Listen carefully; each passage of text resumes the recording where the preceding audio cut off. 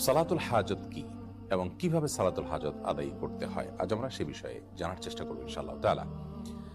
হাজত মানে হলো প্রয়োজন। সালাতুল হাজত মানে হলো প্রয়োজনের সালাত। এমন কোনো মানুষ পৃথিবীতে নেই যার কোনো চাওয়া, যার কোনো বিশেষ প্রয়োজন নেই। মূলত বিশেষ কোনো প্রয়োজন, বিশেষ কোনো ইস্যু, বিশেষ কোনো গুরুত্বপূর্ণ চাওয়াকে সামনে রেখে সেটি বিষয়ে আল্লাহ তাআলার কাছে আবেদন নিবেদন করার জন্য, দোয়া করার জন্য যে সালাত আদায় করা হয় সেটাকে বলা হয় সালাতুল হাজত। সালাতুল হাজত এই নামে, এই শব্দে আলাদা করে কোনো সালাতের কথা হাদিসে সেভাবে বর্ণিত না হলেও মৌলিকভাবে সালাতুল হাজত বা বিশেষ প্রয়োজনের প্রেক্ষিতে সালাত আদায় করা এই বিষয়টি প্রমাণিত। আপনার কোনো বিশেষ চাওয়া আছে, বিশেষ কোনো নিবেদন আছে, আবেদন আছে আল্লাহ তাআলার কাছে, বিশেষ কোনো প্রয়োজন আছে যেটি পূরণ হওয়া দরকার, এটি পূরণ হওয়ার জন্য আপনি বিশেষভাবে সালাত আদায় করবেন, এটি প্রমাণিত। কোরআনে কারীমে আল্লাহ তাআলা বলেছেন, ওয়াস্তাঈনু বিস-সাবরি ওয়াস-সালাহ, তোমরা সবর এবং সালাতের মাধ্যমে আল্লাহ তাআলার কাছে সাহায্য প্রার্থনা করো। যে কোনো ইস্যুতে সাহায্য প্রার্থনা করার ব্যাপার থাকতে পারে, সেখানে আমরা সালাত আদায় করে সাহায্য প্রার্থনা করব। এটাই হলো প্রয়োজনের মুহূর্তের সালাত। আর নবী করিম সাল্লাল্লাহু আলাইহি ওয়াসাল্লাম সম্পর্কে আবু দাউদে বর্ণিত হয়েছে, কানাইদা হাযাবাহু আমরুন সাল্লাহ। অন্য বর্ণনায় আসছে কানাইদা হাযাবাহু আমরুন ফাযা ইলা সালাহ, অর্থাৎ নবী করিম সাল্লাল্লাহু আলাইহি ওয়াসাল্লামের জীবনে গুরুত্বপূর্ণ কোনো ইস্যু, কোনো প্রয়োজন, কোনো সমস্যা তার সামনে এসে পড়লে তিনি সাথে সাথে সালাতে দাঁড়িয়ে যেতেন। সালাতের মাধ্যমে আল্লাহ তাআলার কাছে আশ্রয় প্রার্থনা করতেন, প্রয়োজন পূরণের জন্য দোয়া করতেন।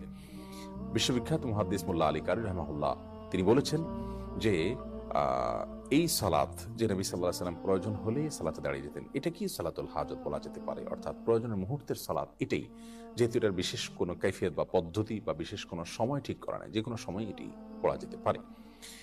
যদিও সালাতুল হাজতের একটি আলাদা ফরম্যাট বা ভিন্নতর একটা ফরম্যাটের কথা তিরমিজির একটি বর্ণনা বর্ণিত হয়েছে, সেই বর্ণনাটি মুহাদ্দিসদের মূল্যায়ন, অনেক মুহাদ্দিসদের মূল্যায়ন অনুযায়ী সেটি সহিহ বা বিশুদ্ধ বর্ণিত নয়, বরং সেটি সনদ নিয়ে অনেকে আপত্তি তুলেছেন, সেটিকে দুর্বল বলে বলেছেন। তো সেই বিশেষ পদ্ধতিটা যেটি ওই দুর্বল হাদিসে বর্ণিত হয়েছে সেটা জানিয়ে রাখছি। সেটি হলো এরকম যে আপনি কোনো প্রয়োজন পূরণের জন্য সুন্দর করে উত্তম রূপে ওযু করে এরপর 2 রাকাত সালাত আদায় করে তারপর আল্লাহ তাআলা প্রশংসা করে নবী সাল্লাল্লাহু আলাইহি ওয়াসাল্লামকে দরুদ পাঠ করার পর একটি দোয়া পেশ করবেন। দোয়াটি হলো লা ইলাহা ইল্লাল্লাহুল হালিমুল কারীম, সুবহানাল্লাহি রাব্বিল আরশিল আযীম, আলহামদুলিল্লাহি রাব্বিল আলামিন, আসআলুকা মুজিবাত রাহমাতিক ওয়া আযাইমা মাগফিরাতিক ওয়াল গনিমাতা মিন কুল্লি বির ওয়াস সালামাতা মিন কুল্লি ইসম লা তাদা লানা দাম্মান ইল্লা গফারতা ওয়ালা হাম্মান ইল্লা ফাররাজতা ওয়ালা হাজাতান হিয়া লাকা রিদান ইল্লা কাদাইতাহা ইয়া আরহামার রাহিমিন। এই দোয়াটি শব্দের কিছুটা হেরফের সহকারে ভিন্নতর ভাবেও বর্ণিত হয়েছে। মূল জিনিস একই, যে কোনটা পড়লেই মূল উদ্দেশ্য হাসিল হতে পারে। দোয়াটির অর্থটা খুব চমৎকার। সেটি হলো আল্লাহ ছাড়া সত্যিকারের কোনো মাবুদ নেই, যিনি হালিম, যিনি কারীম, যিনি মহাধৈর্যশীল, যিনি মহাকরুণার অধিকারী। সুবহানাল্লাহি রাব্বিল আরশিল আযীম, ওই আল্লাহর পবিত্রতা বর্ণনা করছি, পবিত্রতা জ্ঞাপন করছি, যিনি মহান আরশের রব এবং পালনকর্তা। প্রশংসা করছি ওই আল্লাহর, যিনি সকল জগৎসমূহের পালনকর্তা।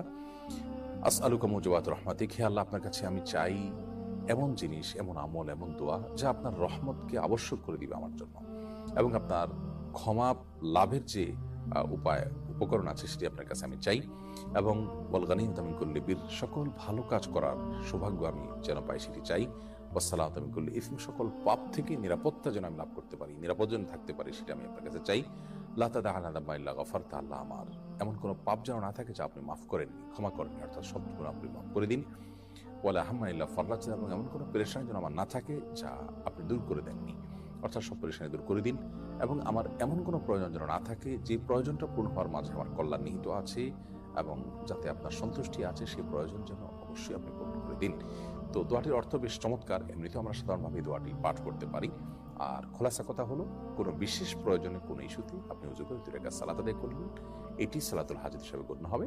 আল্লাহর কাছে আপনি মন খুলে দোয়া করবেন, নিবেদন করবেন, ইনশাআল্লাহ বিদিনিল্লাহ যে কোনো প্রয়োজন আল্লাহ তাআলা আপনার পূরণ করবেন। এটি যে কোনো সময় হতে পারে। আর দোয়া কবুলের সময়গুলোতে বিশেষ গুরুত্বের সাথে এগুলো করা উত্তম। এই ধরনের দোয়া সালাত আদায় করা এবং দোয়া পেশ করা উত্তম, যেমন ভোর রাত এবং দোয়া কবুলের যে আরো সময়গুলো আছে সেই সময়গুলোতে। আল্লাহ রাব্বুল আলামিন সব ক্ষেত্রে আমাদেরকে নবী করিম সাল্লাল্লাহু আলাইহি ওয়াসাল্লামের সুন্নাহকে অনুসরণ করার তৌফিক দান করুন। আসসালামু আলাইকুম।